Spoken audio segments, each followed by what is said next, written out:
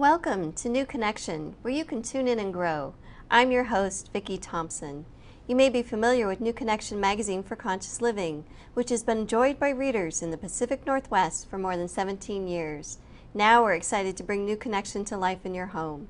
On New Connection, we welcome authors, practitioners, and visionaries to share new ideas for alternative health, spirituality, and personal growth.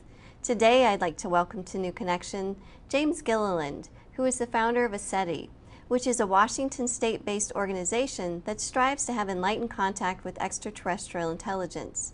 Also at SETI, they connect with masters and sages and work with people to develop their inner spiritual growth.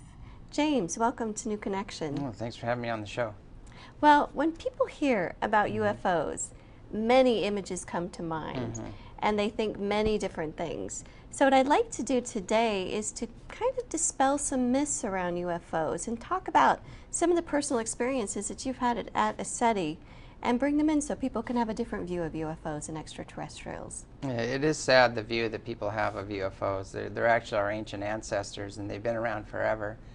And ever since Roswell, there's been quite a disinformation campaign going and cover up, and because we have the technology and we don't want others to have the technology, but it's been in all the frescoes and it's been in all the ancient Vedic scriptures, and it's even in the Bible as well. We've had encounters with UFOs since time began, basically.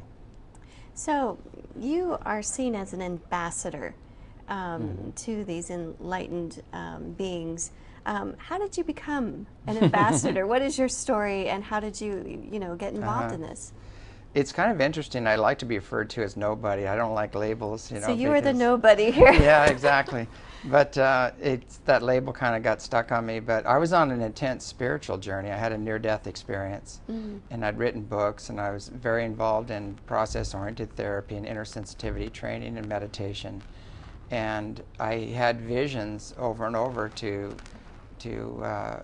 go and create this center, and I thought I was building this retreat center, which I did, and I thought it was a spiritual retreat center just for, dedicated to the awakening and healing of humanity and the earth, and I had no idea that when we rose to a certain level of consciousness and healed enough of our old wounds and traumas and garbage, and released the past, that we started having contact with these extremely advanced, very spiritually and technologically advanced beings.